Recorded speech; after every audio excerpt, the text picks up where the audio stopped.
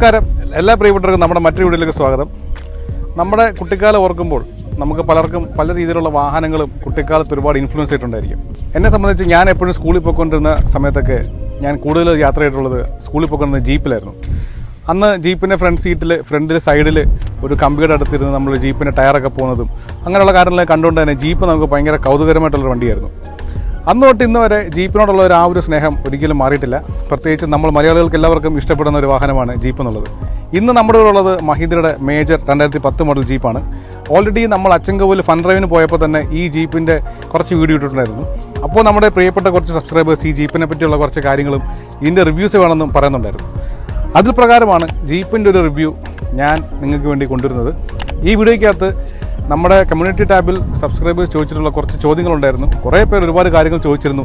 ജീപ്പിനകത്ത് 2 wheel drive, ജീപ്പിനകത്ത് 4 wheel drive വെക്കാൻ പറ്റുമോ, differential lock വെക്കാൻ പറ്റുമോ, പവർ സ്റ്റിയറിംഗ് വെക്കാൻ പറ്റുമോ, അതിനുള്ള ചിലവ് എത്രയാണ്. അപ്പോൾ അത്തരത്തിലുള്ള കാര്യങ്ങളൊക്കെ ഈ വീഡിയോയ്ക്കകത്ത് ഞാൻ ഉൾപ്പെടുത്തിയിട്ടുണ്ട്. അപ്പോൾ നമുക്ക് നമ്മുടെ മുന്നിലുള്ള മഹീന്ദ്ര മേജർ ജീപ്പിൻ്റെ കുറച്ച് വിശേഷങ്ങളൊക്കെ ഒന്ന് കണ്ടു നോക്കാം. ഈ മേജറിൻ്റെ ഏറ്റവും വലിയ അട്രാക്ഷൻ ഇതിൻ്റെ കളറാണ്. ഗൺ മെറ്റാലിക് കളറാണ് ഇതിൻ്റെ ഓണർ ഇതിനടിച്ചിട്ടുള്ളത്. അതെല്ലാം പുള്ളിയുടെ ഇഷ്ടപ്രകാരം ചൂസ് ചെയ്ത കളറാണ്. പിന്നെ ഹെഡ്ലൈറ്റ് പുള്ളി സ്റ്റോക്ക് മാറ്റിയിട്ട് കസ്റ്റം മെയ്ഡായിട്ടുള്ള LED ഹെഡ്ലൈറ്റ്സാണ് കൊടുത്തിട്ടുള്ളത്. ഇൻഡിക്കേറ്റേഴ്സ് കൂടി വരുന്ന LED ഹെഡ്ലൈറ്റുകളാണ് അദ്ദേഹം ഈ വണ്ടിക്കകത്ത് വെച്ചിട്ടുള്ളത്. പിന്നെ വളരെ നീറ്റായിട്ട് ചെയ്തിട്ടുള്ള കാര്യങ്ങൾ നമുക്കെല്ലാം കാണാം ഈ വണ്ടിക്കകത്ത്. അത്യാവശ്യം ഒന്ന് റീസ്റ്റോർ ചെയ്തെടുത്തിട്ടാണ് ഈ വണ്ടി ഈ കാണുന്ന നിലയിൽ പുള്ളി ആക്കിയെടുത്തത്. പാർക്കും ഇൻഡിക്കേറ്ററും ചേഞ്ച് ഒന്നുമില്ല. പിന്നെ സസ്പെൻഷൻ സ്റ്റോക്ക് തന്നെയാണ്. അതിനകത്തൊരു സ്റ്റിക്കർ ഒട്ടിച്ചിട്ടുടനേ ഉള്ളൂ, ഒന്ന് എടുത്ത് കാണാൻ വേണ്ടി. ശരിക്കും ആ വണ്ടിയുടെ ഒരു പ്രസൻസിൽ അതിൻ്റെ സസ്പെൻഷൻ എടുത്ത് കാണിക്കുന്നത് കുറച്ച് നന്നായിട്ടുണ്ട്. പിന്നെ മേജറിൻ്റെ ആ ഒരു സെൻറ്റർ ആ ഒരു ഭാഗം കുറച്ച് പൊങ്ങിയാണ് ഇരിക്കുന്നത് സാധാ ജീപ്പിനെക്കാട്ടിലും. പിന്നെ ഇതിൻ്റെ ഈ ഒരു പടുത ഉൾപ്പെടെ പുള്ളി എല്ലാം പിന്നീട് പുള്ളി റീസ്റ്റോർ ചെയ്തെടുത്താണ്. പിന്നെ ഈ വീൽ ആർച്ചിൻ്റെ ക്ലാഡിങ്ങും കയറിനെല്ലാം പുള്ളി മൂവാറ്റുപുഴ നിന്നാണ് എടുത്തത്. ഈ ഹെഡ്ലൈറ്റും മൂവാറ്റുപുഴയിൽ നിന്നാണ് എടുത്തത്. അതെല്ലാം പുള്ളി കസ്റ്റമായിട്ട് തന്നെ വാങ്ങിച്ച് വെച്ച സാധനങ്ങളാണിത്. അതിൻ്റെ സൈഡിലൊരു ചെറിയൊരു 1941 എന്ന് പറയുന്നൊരു ബാഡ്ജിങ് കൊടുത്തിട്ടുണ്ട്. പിന്നെ ഓഫ് റോഡിങ് റിംസാണ് പുള്ളി വെച്ചിട്ടുള്ളത്. ഗുഡിയറിൻ്റെ 80 ടയേഴ്സാണ് യൂസ് ചെയ്യുന്നത്. പുറകിലത്തെ വീൽ ആർച്ചിൻ്റെ ക്ലാഡിംഗ് എന്ന് പറയുന്നത് നമ്മുടെ മഹീന്ദ്ര താറിൻ്റെ ഒറിജിനലാണ്. പിന്നെ ഈ പടുതയെല്ലാം പുള്ളി ഹൈ ക്വാളിറ്റി മെറ്റീരിയലാണ് പുള്ളി ഇട്ടിട്ടുള്ളത്. നമുക്ക് ഇൻറ്റീരിയറിലേക്ക് പോകുമ്പോൾ നമുക്ക് ബാക്കി കാരണങ്ങൾ കാണാം. പിന്നെ നമ്മൾ റിയറിലേക്ക് വരുമ്പോഴത്തേക്കിനും ഓൾറെഡി ഇതിനകത്ത് എടുത്ത് പറയേണ്ട കാര്യങ്ങളൊന്നും ഇല്ല. കാരണം എല്ലാവർക്കും കണ്ട് പരിചയമുള്ള എല്ലാവരും ഇഷ്ടപ്പെടുന്ന ഒരു ബാക്കാണ് ഈ ജീപ്പിൻ്റെ ബാക്ക് എന്നൊക്കെ പറയുന്നത്. ബാക്കിൽ നമുക്ക് ആ ഒരു 80 ടയർ വെച്ചിരിക്കുന്നത് കാണാം. ഗുഡിയറിൻ്റെ ടയറാണ് യൂസ് ചെയ്തിട്ടുള്ളത്. പിന്നെ ഇവിടെ നമുക്ക് ചെറിയ ഒരു പ്ലേറ്റ് അവിടെ വലുത് വെച്ചിട്ടുണ്ട്. ഇൻഡിക്കേറ്റേഴ്സൊക്കെ സ്റ്റാൻഡേർഡ് ഇൻഡിക്കേറ്റേഴ്സാണ് ജീപ്പിന് വരുന്നതും കാര്യങ്ങളെല്ലാം.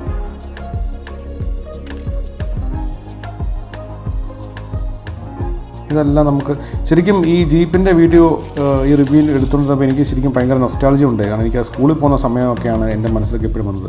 ഇൻറ്റീരിയർ സ്ഥലം കാണാം. ഈ സീറ്റൊക്കെ പുള്ളി അപ്പോസ്റ്റ് വന്നത് ചെയ്ത് റീസ്റ്റോർ ചെയ്തിട്ടാണ് ഈ സീറ്റും കാരണമെല്ലാം. ഇൻറ്റീരിയറിൻ്റെ ഡീറ്റെയിൽ ആയിട്ട് നമ്മൾ വീഡിയോ പറയുന്നുണ്ട്. പിന്നെ ഫ്ലോർ മാറ്റും കാര്യങ്ങളും വളരെ സിമ്പിളാണ്. ജീപ്പ് എന്നൊക്കെ പറയുമ്പോൾ അതിൻ്റെ പർപ്പസ് അതുപോലെയാണല്ലോ, ഒരു സിമ്പിളാണ്. ഇതിന് മുമ്പുണ്ടായിരുന്ന മോഡലിനെ അപേക്ഷിച്ച് നോക്കുമ്പോഴത്തേക്കിനും മേജറിൽ കമ്പനി ഇതിൻ്റെ വീൽ ആക്സിൽ വിട്ട് കുറച്ച് എക്സ്റ്റെൻഡ് ചെയ്തിട്ടുണ്ട്, കൂടിയിട്ടുണ്ട്. അതുകൊണ്ട് തന്നെ മേജറിൽ കമ്പനി വരുന്നത് തന്നെ ഒരു ചെറിയ ഒരു വീൽ ആർച്ചോട് കൂടിയാണ് അതിനെ കോമ്പൻസേറ്റ് ചെയ്യാൻ. കൂടാതെ ഞാൻ നേരത്തെ പറഞ്ഞതുപോലെ ഇതിൻ്റെ ഒരു മുകൾ ഭാഗം, അതായത് റിയർ പാസഞ്ചേഴ്സിൻ്റെ ഹെഡ് റൂം കുറച്ച് കൂടുതലാണ്. അപ്പോൾ അങ്ങനെയുള്ള ചെറിയ ഒരു വ്യത്യാസം കൊണ്ടുവന്നിട്ടുണ്ടായിരുന്നു കമ്പനി. അങ്ങനെ ചെറിയ കോസ്മെറ്റിക് അപ്ഡേറ്റ്സ് ഇതിന് മുമ്പുണ്ടായിരുന്ന മോഡലിനെ വെച്ച് മേജറിനകത്ത് കൊണ്ടുവന്നു. നമുക്ക് എഞ്ചിൻ്റെ ഭാഗങ്ങളിലേക്കൊക്കെ ഒന്ന് നോക്കാം. 4 ക്ലിപ്പ് റിലീസ് ചെയ്ത് ഓപ്പൺ ചെയ്യുന്ന ബോണറ്റാണ് ജീപ്പിൻ്റേത്. ഓൾറെഡി എല്ലാവർക്കും അറിയാം, അങ്ങനെ പറയേണ്ട ആവശ്യമില്ല. അതൊരു കൗതുകരമായ കാര്യമാണ്. ഏറ്റവും എനിക്ക് ഇഷ്ടപ്പെട്ട കാര്യം ഇതിൻ്റെ സൗണ്ടാണ്. അപ്പോൾ സ്റ്റാർട്ട് ചെയ്ത് നോക്കാം. സ്റ്റാർട്ട് ചെയ്തു.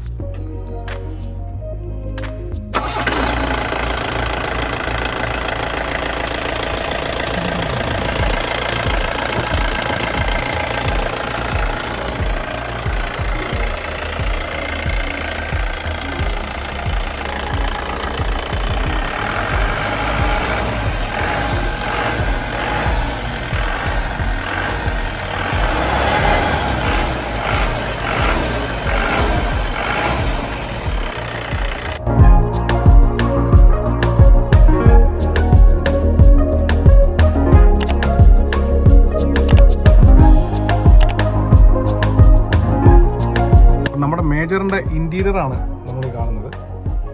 ഇതെല്ലാം ഒരു ബ്ലാക്ക് നിറത്തിലുള്ള ഡാഷ്ബോർഡാണ്. പഴയ മീറ്റർ റീഡിങ്സും കാര്യങ്ങളൊക്കെയാണ്. നമുക്ക് കാണാം സ്പീഡോമീറ്റർ ഉണ്ട്, ഫ്യൂൽ ഗേജ് ഉണ്ട്, പിന്നെ ടെമ്പറേച്ചർ മീറ്റർ. ഇത് ഹെഡ്ലൈറ്റ് അഡ്ജസ്റ്റ്മെൻ്റ് ആണ്. ഇത് ശരിക്കും 0, 1, 2, 3 3 ലെവൽ ഓഫ് അഡ്ജസ്റ്റ്മെൻറ്റ്സ് ആണുള്ളത്. ഇത് ശരിക്കും ഇതിനൊരു ശരിയായ രീതിയിൽ ഇത് അഡ്ജസ്റ്റ് ചെയ്യേണ്ട എങ്ങനെയാണെന്ന് ഇതിൻ്റെ ബ്രോഷറിനകത്ത് പറഞ്ഞിട്ടുണ്ട്. അതെങ്ങനെയാണെന്ന് വെച്ച് കഴിഞ്ഞാൽ ഫ്രണ്ട് സീറ്റിൽ മാത്രമാണ് പാസഞ്ചേഴ്സ് ഉള്ളതെങ്കിൽ ഇത് 0-ലാണ് ഇടേണ്ടത്. ബാക്കിൽ സീറ്റിൽ ഒരാളുണ്ടെങ്കിൽ 1-ലിടുക. ബാക്കിൽ പിന്നെയും 1-2 പേരുണ്ടെന്നുണ്ടെങ്കിൽ 2-ൽ. ഫുള്ളി വണ്ടി ഒക്യുപ്പൈഡ് ആണ്. അതായത് ബാക്ക് സീറ്റിലും ഫ്രണ്ടിലും ഫുള്ളി വണ്ടി ഒക്യുപ്പൈഡ് ആണ്. ഇത് 3-ലിടണം. കാരണം ആൾക്കാരുടെ ലോഡ് അനുസരിച്ചിട്ട് വണ്ടിയുടെ ഫ്രണ്ടിൽ നിന്നുള്ള ഇൻക്ലിനേഷൻ ആംഗിൾ വ്യത്യാസമുണ്ട്.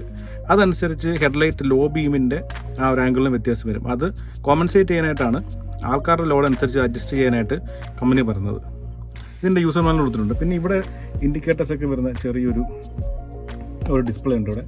പിന്നെ നമുക്ക് ഈ ലാച്ച് ഫുള്ള് ഫ്രണ്ടിലത്തെ ഈ ഒരു വിൻഷീൽഡ് ഫുള്ള് താക്കാനായിട്ടുള്ള ഒരു ലാച്ച് ഉണ്ട് ഇവിടെ.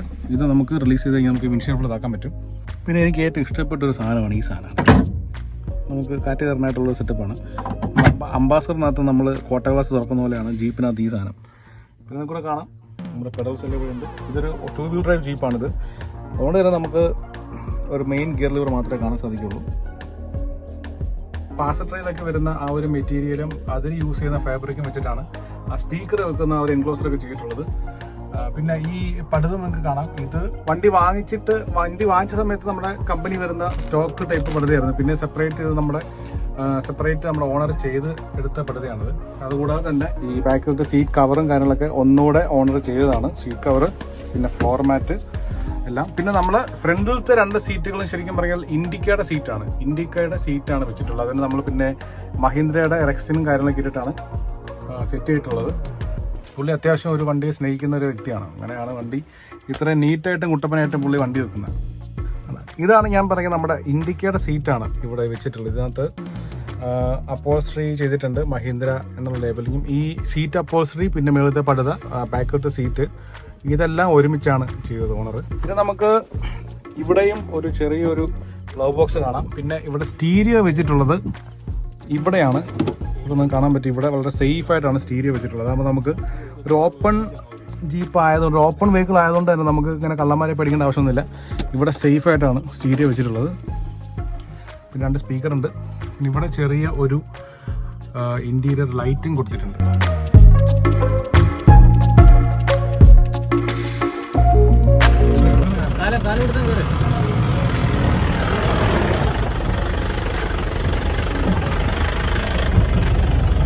ഞാനാദ്യമായിട്ട് ജീപ്പ് ഓടിക്കുന്നത്. അവിടെ ഒരു പാറുണ്ട്, റൈറ്റ്.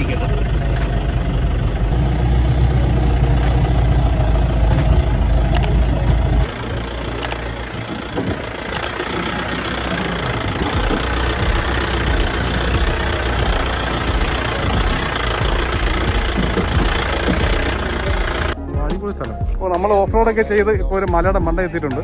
അടിപൊളിയാണ് വണ്ടി, ഒരു രക്ഷയില്ല. 2 വീൽ ഡ്രൈവ് ആണെങ്കിൽ തന്നെ ഒരു പ്രശ്നമില്ലാതെ ഇപ്പോൾ കണ്ടില്ലേ, ചാടി നിന്ന്.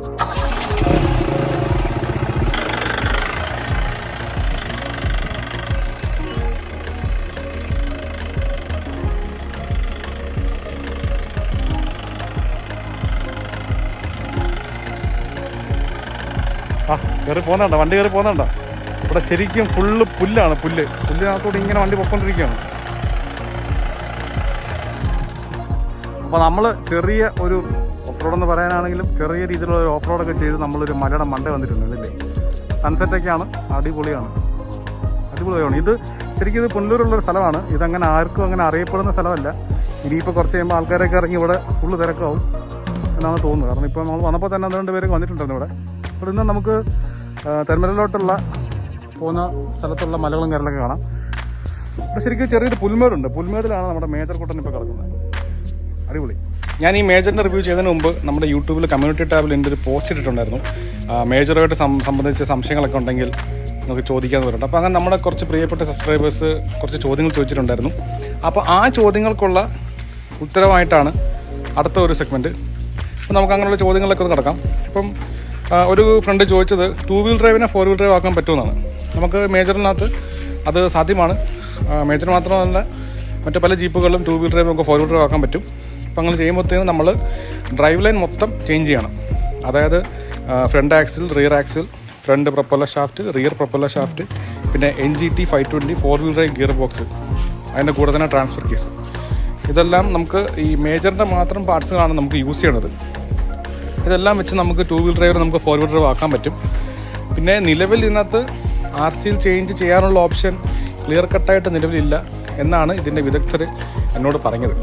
അതിപ്പം ജീപ്പിൻ്റെ നമുക്കൊരു കേരള GPS ഫെഡറേഷൻ പറഞ്ഞിട്ടുള്ള ഒരു ക്ലബ്ബുണ്ട്, കേരളത്തിലുള്ള ഒരു ക്ലബ്ബാണ്.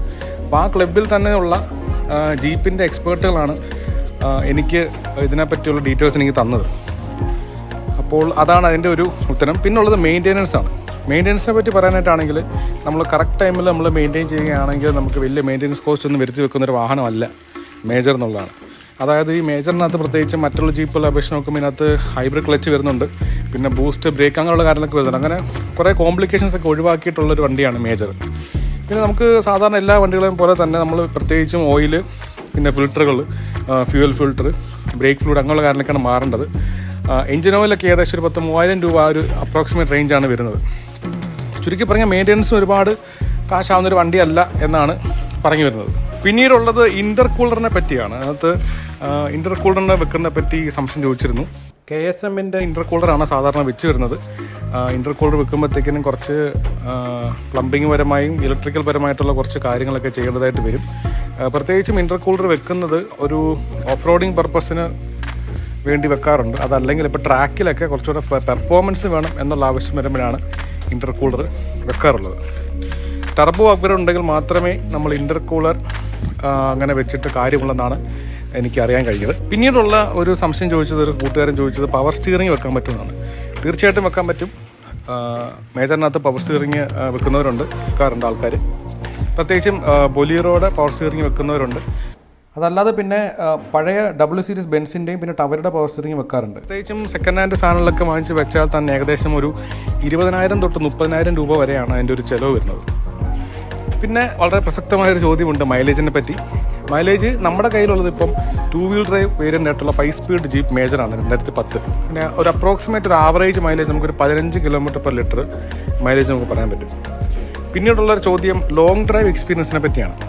ഈ ലോങ് ഡ്രൈവ് എക്സ്പീരിയൻസിനെ പറ്റി ഈ ജീപ്പ് ഓടിക്കുന്ന ഓണറോടും പിന്നെ ഞാൻ നേരത്തെ പറഞ്ഞ KJFൽ എനിക്ക് കോൺടാക്റ്റ് കിട്ടിയ ഒരു വ്യക്തിയോട് ഞാൻ ചോദിച്ചിരുന്നു.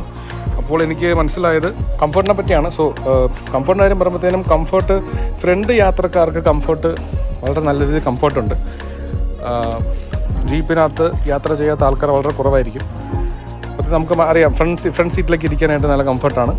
പക്ഷേ റിയറിലേക്ക് വരുമ്പോഴത്തേക്കും നമ്മുടെ റിയർ ലീവ് സസ്പെൻഷനാണ് വരുന്നത്. അതുകൊണ്ട് തന്നെ ഒരു ചാട്ടം അനുഭവപ്പെടും. അപ്പം എനിക്കൊരു അംബാസഡർ ഉണ്ട്. അപ്പം സെയിം അവസ്ഥ തന്നെയാണ് അംബാസഡറിലും. റിയർ സീറ്റിൽ അത്യാവശ്യം വെയിറ്റ് ഉണ്ടെങ്കിൽ നല്ല സ്മൂത്താണ്, നല്ല കംഫർട്ടാണ്. പക്ഷേ വെയിറ്റ് ഇല്ലാതെ പോകുമ്പോഴത്തേനും ചെറിയൊരു ചാട്ടമുണ്ട്. അപ്പം അങ്ങനെയാണ് ഒരു ലോങ് ഡ്രൈവ് എക്സ്പീരിയൻസ് വരുന്നത്. പിന്നെ ഓഫ് റോഡിങ് കേപ്പബിലിറ്റി പറ്റി നമ്മുടെ അടുത്ത് പറയേണ്ട ആവശ്യമില്ല. നമ്മളൊരു ജീപ്പാണ്. ഓഫ് റോഡിങ്ങിൻ്റെ ഏതൊക്കെ വണ്ടി വന്നു പോയാലും ഓഫ് റോഡിങ് എന്ന് പറയാനായിട്ട് നമ്മുടെ നാടൻ ജീപ്പെന്ന് പറയുമ്പോൾ അതിൻ്റെ ഞാൻ ശരിക്കും പറയേണ്ട ആവശ്യമില്ലല്ലോ. ഇതിന് മേജറിന് ലോ ആൻഡ് ടോർക്ക് വളരെ നല്ല ഉള്ള ഒരു D8 ടർബോ എഞ്ചിനാണ് വരുന്നത്. നിങ്ങൾ തന്നെ കണ്ടു കാണും വീഡിയോക്കകത്ത്. ഇപ്പം നമ്മളൊരു 2 വീൽ ഡ്രൈവ് വേരിയൻ്റ് ആയെങ്കിൽ കൂടി അത്യാവശ്യം നല്ല ഒരു മോശമായ വഴിയിലൂടെയാണ് നമ്മളിപ്പോൾ ഈ സ്പോട്ടിലോട്ട് കയറി വന്നത്. വളരെ ഈസി ആയിട്ട് വന്ന് കയറി 2 വീൽ ഡ്രൈവ് ആണെങ്കിൽ എനിക്കിതൊക്കെ വളരെ നിഷ്പ്രയാസം കയറാമെന്ന് കാണിച്ചു തന്നൊരു വണ്ടിയാണ് നമ്മുടെ മുന്നിൽ കിടക്കുന്നത്. സോ ജീപ്പിൻ്റെ ഓഫ് റോഡ് കേപ്പബിലിറ്റിയെ പറ്റി പറയേണ്ട ആവശ്യമില്ല. കാരണം എല്ലാം കൊണ്ടും ഒരു SUV ക്യാരക്ടേഴ്സൊക്കെ ഉള്ളൊരു വാഹനമാണ് ജീപ്പ്. അതിൻ്റെ അപ്രോച്ച് ആംഗിൾ, ഡിപ്പാർച്ചർ ആംഗിളൊക്കെ നോക്കിക്കഴിഞ്ഞാൽ നമുക്ക് അതൊന്ന് വളരെ വ്യക്തമായിട്ട് കാണാം. ഈ ജീപ്പൊക്കെ വന്നതിന് ശേഷമാണല്ലോ നമ്മൾ ഇങ്ങനെയുള്ള വാക്കുകളും SUV ക്യാരക്ടേഴ്സൊക്കെ നമ്മൾ അറിയാൻ തുടങ്ങിയത്. അതിന് മുമ്പ് തന്നെ നമ്മുടെ കാട്ടിലും മേട്ടിലും മലയിലും കുന്നിലെല്ലാം കയറി കരുത്ത് കളിച്ചൊരു വാഹനമാണ് ജീപ്പ്. അപ്പോൾ നമ്മുടെ സബ്സ്ക്രൈബേഴ്സ് ചോദിച്ച ചോദ്യങ്ങളെല്ലാം കവർ ചെയ്തു എന്ന് ഞാൻ വിശ്വസിക്കുന്നു. ഞാൻ പറഞ്ഞതിൽ കൂടുതൽ കാര്യം നിങ്ങൾക്ക് അറിയാമെങ്കിൽ നിങ്ങൾ തീർച്ചയായിട്ടും കമൻറ്റ് ചെയ്യണം. അപ്പോൾ ഇതൊക്കെയാണ് നമ്മുടെ ജീപ്പ് മേജറിൻ്റെ വിശേഷങ്ങളും കാര്യങ്ങളൊക്കെ. നിങ്ങൾ ചോദിച്ചിട്ടുള്ള കുറച്ച് ചോദ്യങ്ങൾക്കുള്ള ഉത്തരം ഈ വീഡിയോയ്ക്കകത്ത് കവർ ചെയ്തിട്ടുണ്ടെന്ന് കരുതുന്നു. പിന്നെ സച്ചിബ്രോയുടെ വണ്ടിയാണിത്. പുള്ളിയാണ് ഈ വണ്ടി ഈ കാണുന്ന രീതിയിൽ കുട്ടപ്പനാക്കി എടുത്തിട്ടുള്ളത്. ഈ വീഡിയോ എല്ലാവർക്കും ഇഷ്ടപ്പെടുന്നു കരുതുന്നു. നമ്മുടെ ചാനൽ സബ്സ്ക്രൈബ് ചെയ്യാത്ത പ്രിയപ്പെട്ട കുട്ടികൾ ചാനൽ സബ്സ്ക്രൈബ് ചെയ്യുക. അടുത്ത വീഡിയോ വരുന്നവരൊക്കെ എല്ലാവർക്കും നന്ദി, നമസ്കാരം.